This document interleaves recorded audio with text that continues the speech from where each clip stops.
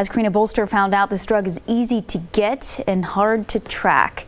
It's a Live 5 News investigation. A Flakka high seems to give a user superhuman strength, kind of like the Incredible Hulk. But this is real life.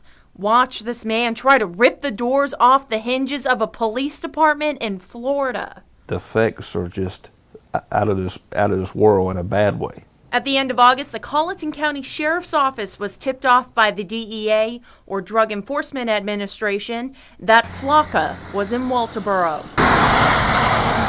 We tested it in a lab and it had been tested. It was tested positive for Flakka. These are exclusive pictures of what the narcotics team uncovered in a Walterboro home. 1 kilo, or 2.2 pounds of Flakka. The sheriff's office won't go into detail until they've tracked the source of the drug, but say arrests have been made and charges are filed. We were amazed. Again, it was only one case in Colleton County. It appears to be isolated. It's the only case that we've known that's actually been made in the Lowcountry. Take a closer look at this stash. In this case, the Flakka is white. Experts say it can also be pink, gray, or blue. You can also see the rock-like clumps in the bag. Doctors say even a pinch of one of these rocks is extremely dangerous. You don't know exactly where the mind is of that person who is intoxicated on Flakka. Dr. Victoria Magid is in charge of teen services at the Center for Drug and Alcohol Programs at MUSC. It's her job to warn parents about the latest drug trends. Some studies would say that it's 10 to 15 times more potent than cocaine and meth. We can only guess what that would do to the brain. It's also known as gravel, $5 insanity, or even the zombie drug.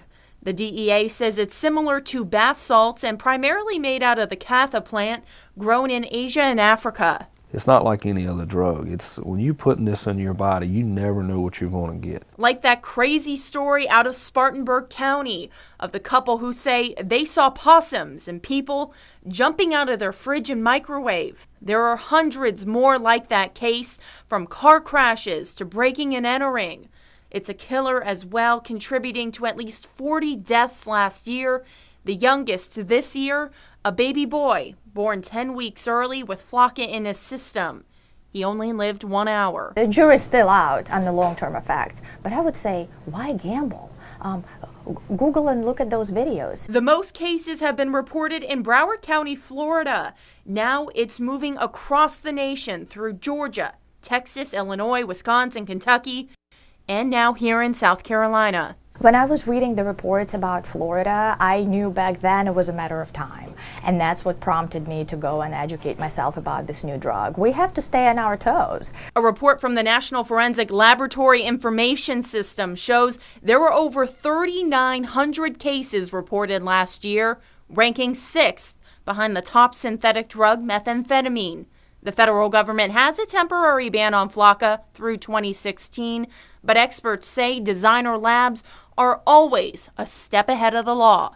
Unfortunately, I predict that another synthetic drug is going to come on board within the next year or two. Most states, including South Carolina, over 40 or 45 states, have very strong synthetic drug laws to help keep up with the drug traffickers who will just change a couple chemical compounds, thinking that'll make the drug legal. Law enforcement says the hardest part is monitoring where the drug is coming from.